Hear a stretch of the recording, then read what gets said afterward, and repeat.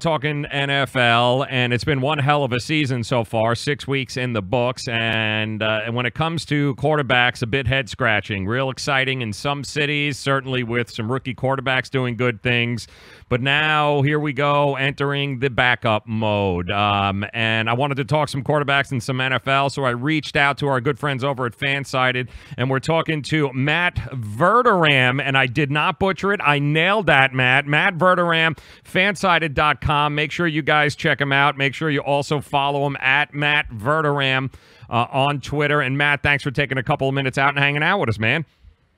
No problem. Anytime. Happy to be on. Oh, good. I didn't butcher it, though, right? I did nail that, Verderame? You did. It was perfect. Damn, that's why they pay me no money. All right, so here's the deal, Matt. Let's talk, because you got some great pieces up on Fansided.com, talking first and foremost about Patrick Mahomes, and it really is kind of unprecedented how absurdly good he is at this point. But is he so good that we could be talking about MVP? Should we be talking even those three letters with this guy at this point? Yeah, I mean, right now, I definitely think he should be in the conversation. I think he should be a favorite alongside Drew Brees. Right now, the Chiefs have the worst defense in football by yardage. They're on pace to be the worst defense by yardage in NFL history. They give up over 500 yards a game, and they're 5-1. And they're 5-1 because of Mahomes. And sure, he's got a great cast of characters around him. He's got a terrific offensive-minded head coach. But Mahomes has made that engine go. This is a team that is having a generational season offensively. And you look at Mahomes, over 1,800 yards, 18 touchdowns, only 4 picks. He's rushed for a couple of touchdowns. I mean, he's on pace to really have a Dan Marino-like 1984 season when Marino was a second-year guy, first-year starter, and he came in, he dominated the league. Of course, Dolphins went to the Super Bowl that year. Very much what you're looking at with Mahomes. It's been an incredible season. And I think, yeah, absolutely, he deserves to be in that conversation. I think we also have to take into consideration, too, though, it's first full year right now of starting in the NFL. He is with the right guy in Andy Reid. We know that. Coaching is so important in the NFL, not so much in the NBA because it's all about stars. But in the NFL, we all know how important coaching is. He's with the right guy, but we also got to realize that now they've got 6 weeks of film on him, this being the defensive coaches now moving forward. So do you think that we might start to see a different Patrick Mahomes moving forward now that 6 weeks of film is, is in the hands of these D coordinators? I think you're going to see a little bit of a cat and mouse game, but I thought really Sunday night against New England summed up quite a bit of what to expect. You know, he comes out early in the game. New England brought a lot of pressures. They mixed it up. He threw a couple of picks. He didn't play well in the first half, but he figured it out at halftime. And in the second half of the game, he went berserk, threw 4 touchdowns. The Chiefs scored 31 points. It was very similar, really, to the Denver game a few weeks prior on Monday night where he ended up coming back successfully and winning that game. Look, I think teams can limit certain things with the Chiefs, but they are so high-powered offensively. I think it's just a matter of when, not if, that they're going to score. They play the Bengals on a Sunday night, and you look at that game and say, can Cincinnati hold them? Probably not. There's not too many teams in the league who are going to be able to slow them down. I think Belichick's the best defensive mind in football. The Chiefs didn't play well in the first half, and they scored 40. So I think overall, Mahomes is probably going to continue to put up these numbers, and it's just going to be a question of can teams force the right turnover at the right time. Yeah, well, and we know Bob Sutton been around doing this a long time. He's going to get some of those horses back. He's going to get a little healthier. Some of those superstars on the defensive side of the ball for Kansas City will hopefully make it back into the lineup. And then if you can start getting even just a little bit better on defense, that Kansas City team, it's going to be a very interesting December, isn't it? Yeah, it certainly should be. You know, you look at the last 10 games, and the only game they're going to be an underdog in is when they play the Rams in Mexico on a Monday night. And what is the over-under in that game? You know, I've had this conversation with a few people now. Are we looking at 80? I mean, already we've seen close to 60 in an over-under, kind of unprecedented stuff here. But, I mean, what could be realistic in that game? 65, wow, 66. Yeah. And I think I think most people are going to bang the over. Yeah. I don't think either team can stop the other one. I don't think either team stops the other one. I don't know how. I mean, the Rams are tremendous offensively. The Chiefs you could argue are even better in some respects. They have the two most exciting, innovative offensive minds in football. And look, I think when you look at it, to get back to the previous question with the Chiefs, look, they are probably going to win 13 games, 14 games. I mean, there's not too many teams in the schedule left who are going to beat them. They got Oakland twice, they got Cleveland, they have Arizona, they have Denver. They just have a lot of games that they're going to beat up on teams. They've already played a pretty tough schedule on half of their road games. So, look, I think you saw with New England. New England won that game because they were able to score 43 points and have Tom Brady. It's going to take that kind of an effort to beat this team, even with a bad defense. Once you add in Eric Berry and Justin Houston, it's going to take a great effort to beat them. Is it capable from another team? Sure, maybe a Pittsburgh, somebody like that, but the Chiefs right now, I wouldn't want to face them in January, especially at Arrowhead. Yeah. It's and as long as they stay healthy and he stays upright, it's going to be very interesting for sure. Matt Verderam joining us, fansided.com. That's where you see him. Some great stuff. Matt, and I know you got a few articles up there about it, but it's we're starting to get to that point in the season where backup quarterbacks become very valuable for teams. Injuries are going to happen, especially in this league, and here in Miami, we got ourselves a backup, at least for the next couple of weeks, and Brock Osweiler, it is alive. The Brockified is alive, and it is well here in South Florida. How impressed were you with that game, the coaching from Adam Gase, the ability to put Brock Osweiler in a position to be successful? How impressed were you with what you saw from Brock Osweiler? Well, for starters, I thought Gase did a tremendous job. The Bears are a very good defense. They bring a lot of pressure. They don't blitz. It makes it very hard to move the ball on them in big chunks. And I thought Gase was smart in saying, let's get the ball in some of our playmakers' hands and let's let them create, try to get some yards after the catch. And it worked. It worked beautifully. Albert Wilson, of course, had a huge game. They ended up scoring 31 points. But in terms of Brock, look, you know what? He threw a couple of picks, but beyond that, he played terrific football. I was shocked. I will be honest. I was absolutely floored that Brock Osweiler threw for 380 yards and 3 touchdowns against Chicago. I don't know how long Brocktober can last, but it was a tremendous win. And look, nobody's talking about Miami, and to some degree, understandably so. They went to New England in what was kind of a prove-it game, and they got blown out. But the Dolphins are 4-2. The AFC is not a very strong conference, maybe a little better than people expected, but still a little bit weaker than the NFC. And they have the Lions coming in.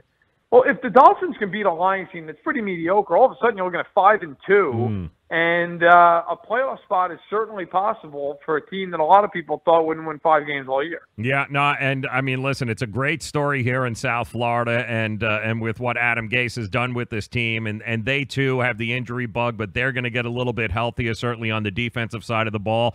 And Brock Osweiler's got to hold the fort down, a lot like what's happening in Buffalo right now. You got 105-year-old Derek Anderson that's going to be under center. They opted instead of Nathan Peterman. He would have lost the locker room, they're saying, Sean McDermott in Buffalo. But Here you go. He's going to be under center. And really, with that defense, does it matter who the hell is under center at that? That defense is going to give that team a chance to win a game late. And that's really all you can ask for, I guess.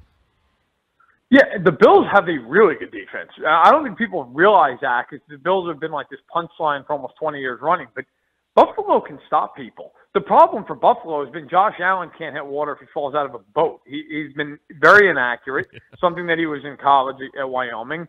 And look, I don't think there's any question. As you mentioned, there were reports that McDermott would lose his team if he started Peterman. I don't even think that's up for debate. Yeah. Nathan Peterman, you could make a real argument. Nathan Peterman is the worst starting quarterback in NFL history for anybody who's thrown the ball more than 50 times. Mm-hmm. I mean, he has been an abomination. And look, Derek Anderson, he's ready for the rocking chair. But if he doesn't throw pick, if all Derek Anderson does is throw for like 200 yards and doesn't throw a bunch of picks, the Bills are going to be in the game against Indianapolis. Indianapolis is no house of fire. So look, I think Derek Anderson's proven throughout his career he's capable of going in and playing well in short spurts, and that's more than Josh Allen and Nathan Peterman could say. Yeah, no, absolutely. You're absolutely correct. Matt Verderame joining us. It is fansided.com. Make sure you guys check it out. Head over there. Some great information across all the sports arenas. Some really great stuff, especially the NFL. And Matt, what has surprised you, I guess, what is the one surprise in the NFL thus far that you look at through 6 weeks and you go, man, I didn't see that coming. I mean, we all kind of knew Patrick Mahomes was, for Andy Reid to buy into him as much as he did. But what else are you looking at and going, wow, I just didn't see that happening, man? Yeah, there's a few. I would say the Falcons not being good, but to be fair, they're just so beaten up. I think that it kind of, not to give them a pass, but when you have all those injuries, it's going to happen. I would say the one thing that I was dead wrong, I thought the Giants would be a lot better this year. I thought with Pat Shurmur coming in, drafting Saquon Barkley, to me, the fact that they passed on Darnold for Barkley said that they thought they could win right now, that they could be a competitive team, that they could maybe win, 9-10 games and fight in that NFC East. I thought the Eagles were obviously a very good team. I thought they might come down to earth a little bit, and they have. But I am shocked. The Giants are appallingly bad. To the point, really, that they just need to blow this entire thing up. I don't know what they do. I mean, Beckham, obviously, he's not going anywhere. They just signed him for 5 years, $95 million. But I think this is the last ride for Eli Manning. I don't know. Shurmur, I would imagine they're at least going to give the guy one more year. But this has been so bad. I really thought the Giants would be better, and they're just not. They're just an absolute disaster of a football team. I thought the Gruden thing in Oakland was going to go poorly. I thought he would be a bad head coach. I thought that 10 years is way too long to be out of the game and then come back and magically recapture everything you did 20 years ago.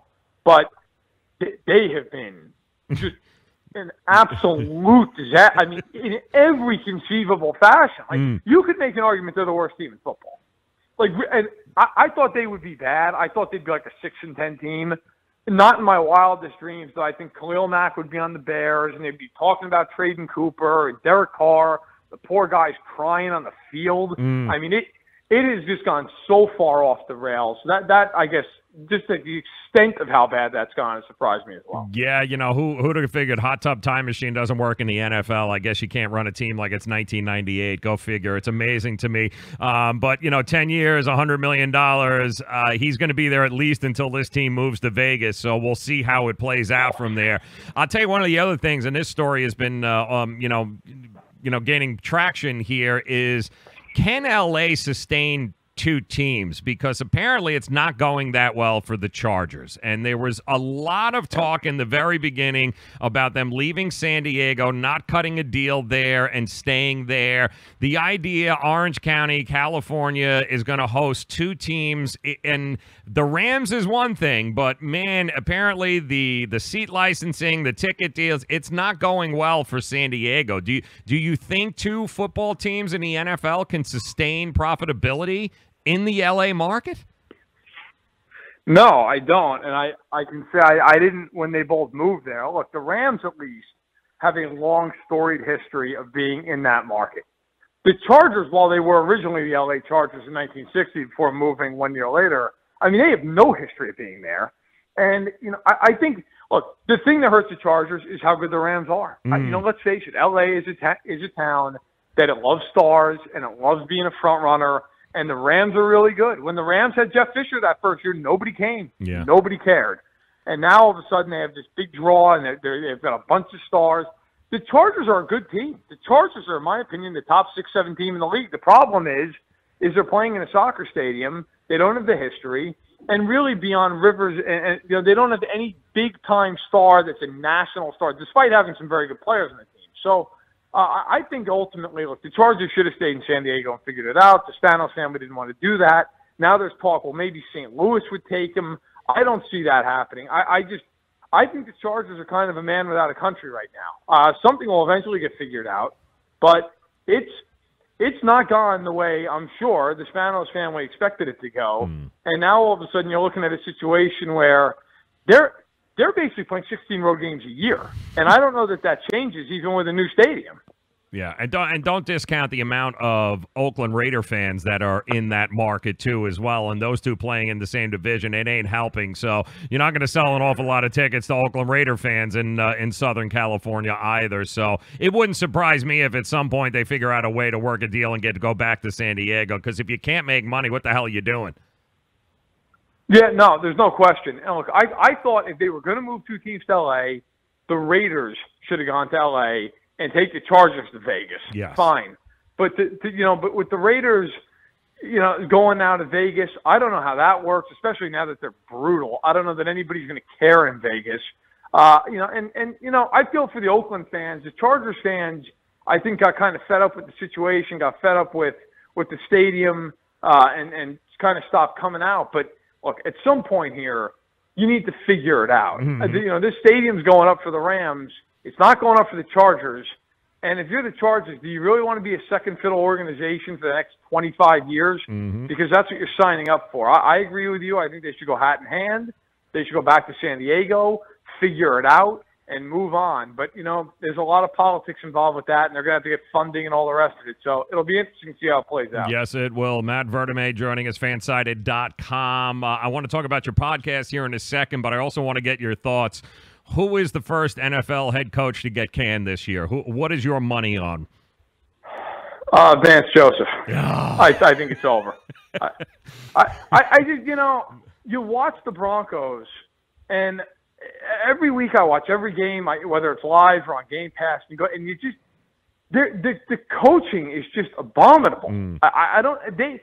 They have no idea how to run a functional offense on that team, and I get it. Like, he came over as a D coordinator. He's a defensive guy, but their defense hasn't even been that good. They've given up over 500 rushing yards the last 2 weeks. Mm-hmm. So I think at some point, look, Bronco fans are not used to losing. They're fed up. There were 9,000 no-shows for the game against the Rams. I think, look, ownership's going to notice that. I think John Elway recognizes, look, we got to get this right. Now their bye week isn't for, I believe it's till week 10.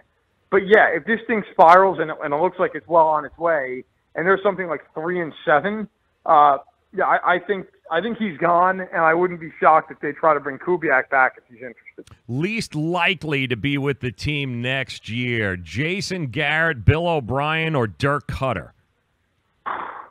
I would say Cutter, only because O'Brien got an extension for this year, and by the way, he if he didn't have an extension, would have been my pick over Joe. But oh my God, watching that team try to play offense is just unbelievable. Red zone's atrocious. How can you be considered an offensive guru? You can't score in the red zone. I mean, they've got Deshaun Watson. I saw a stat today. I want to give credit. I want to say it was NFL matchup on ESPN, and it was something to the effect of that. There have been no quarterbacks this year that have been hit more than 39 times, except for Watson, who's been hit 70. Like that's almost impossible. Yes. You have a quarterback who's had 2 torn ACLs in his career. He's the face of the franchise, and he's been hit 70 times. I think Cutter goes only because he's the easiest one to just lift out of there. They already fired the defensive coordinator. I think they might go for a full house cleaning with him, with Winston, the whole 9 yards. And with the Cowboys, look, I think Garrett should have been fired years ago. The problem is they're 3-3 and like borderline respectable right now. And for whatever reason, Jones just loves him. Yeah. So I think Cutter's gone for sure. And then probably Garrett at that, and then O'Brien, while he should be gone, won't be because they're paying him. Yeah, well, and, don't say the good thing for the Cowboys is, A, the NFC East is atrocious, so they are still very relevant there.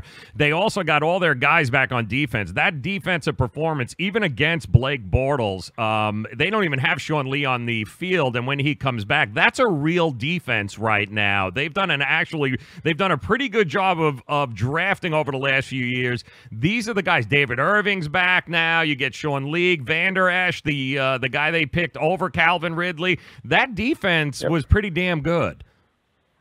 Oh, they can play. Yeah. This is the best defense they've had since Rod Marinelli's been there. Yep. Their linebacking core: Jalen Smith, Sean Lee, as you mentioned, Leighton Van Der Esch out of Boise State. And then you start looking at the back end. Jeff Heath is an underrated safety. They got Chidobe Awuzie, who's a real good up and coming corner. And then guys like Irving up front and DeMarcus Lawrence and all the rest of it. No, they have a lot of talent. Now, Dallas can't score because, unless they're playing Jacksonville, apparently. They can't score a point.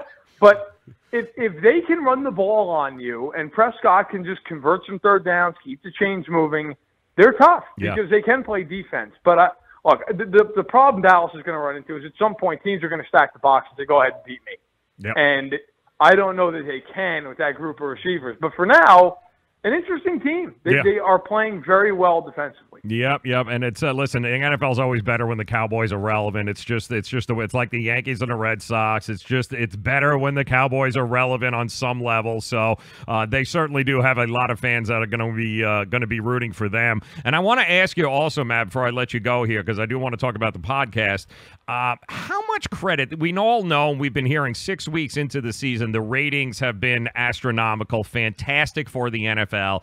I've heard 4 or 5 different reasons, whether it be the anthem protests or, the rookie quarterbacks, but nobody's talking about what I think one of the main reasons is the legalization, the gambling legalization here. New Mexico today, add them to the list. We'll have 2 or 3 more states by the end of the year. How much credit do you give the actual legalization of sports betting now as a reason as to why the ratings are where they're at?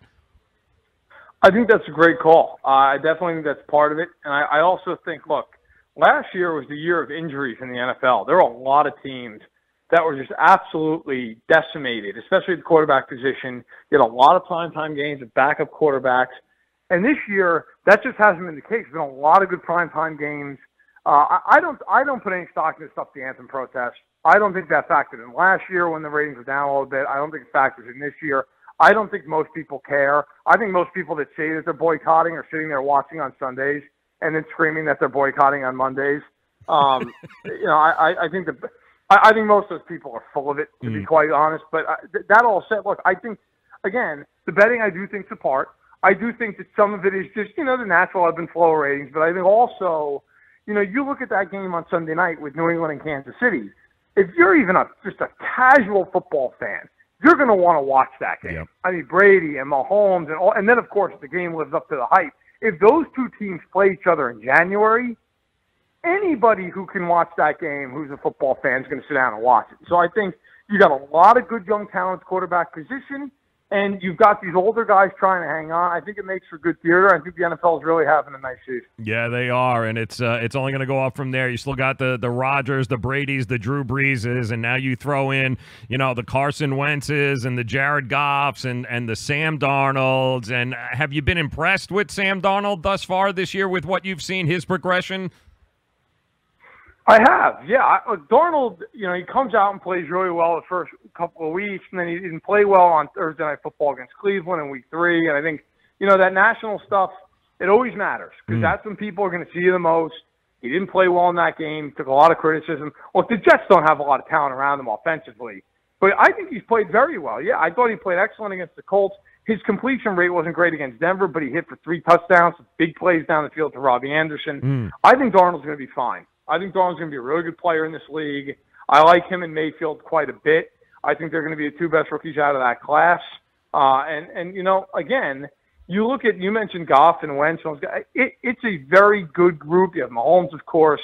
There's a lot of quarterbacks right now in the NFL who it seems that once the Breezes and the Bradys and the Roethlisbergers retire, the NFL's in good shape. They got a lot of guys, even Deshaun Watson, I should mention, another young quarterback, a lot of guys who are looking to take over that mantle. Yeah, and don't sleep on Josh Rosen. I know he's buried in Arizona, and nobody gets to see him on the national landscape. But I've had a chance to watch him now in the last couple of games, and I'm impressed. You want to talk about with very little around him. I mean, they finally figured out David Johnson is on that team, but here's another guy that can absolutely ball, and the future looks bright in Arizona with the starting quarterback. Yeah, he was excellent against Minnesota. They lost that game. He was 21-31. He threw the ball over the park. And you're right. Like, they just don't have a lot of talent. And they have David Johnson. They have a rookie head coach. Yeah. Fitzgerald's in the twilight of his career. But he is a guy who I thought got an unfair rap. I remember the big knock on him coming out was that he's too intellectual. I mean, if the biggest knock on you is that you have a brain, to me, it'll forever be amazing that Josh Allen got picked ahead of him. And I have the receipts that I wrote in April saying there's just no way. I mean, Josh Allen shouldn't even be a first-round pick, and yet, Rosen's getting knocked because he can think. It's incredible. Yes. But, yeah, you're right. I like Rosen quite a bit, and that team's obviously in a rebuilding phase, but I think they'll come out well on the other side. Yeah, I do too. I think the NFL is in good hands. Matt Vertime, fansided.com, also has one of the best podcasts out there. One of the most, you want to talk about educational and fun stuff going on. Talk to us, Matt, about the podcast, how we can listen to it, and all that good stuff. Sure. Yeah. Thanks. So Josh Hill and myself, we do it every Sunday night during the Sunday Night Football game, and we'll break down the week that was. We preview the week ahead. We talk about the line. We talk about who we would take in the game, who may cover the spread, who may not, and, of course, just straight up. We cover all the main headlines as we head toward the playoffs. We'll always go over playoff picture a little bit as well at the beginning of each podcast. So it's usually an hour long. It can be found on iTunes. Go ahead, download it, subscribe to it. Leave a comment, leave a rating. Hit up myself, again, as you mentioned earlier, and Matt Vertime, which is I'm always on Twitter, whether I like to be or not. But I love interacting with people and hearing about the podcast. So it's Stacking the Box, and we really love doing it, and we always like to hear feedback. Yeah, and it's some great stuff, too. So make sure that you guys check it out on iTunes. Also, head over to fansided.com. You'll see Matt's stuff there, too. Always some great articles, especially heading into the weekends. You got Thursday Night Football tomorrow night, and then the games on the weekend. Some great point of view stuff there. Make sure you guys check it out, fansided.com. Matt, I can't thank you enough for taking some time and hanging out with us. This was fun, man. I look forward to doing it again, man, and enjoy the games. But thanks for taking some time and hanging out with us. Absolutely. Anytime. Appreciate it. Fansided.com, Matt Vertime. Make sure you check him out.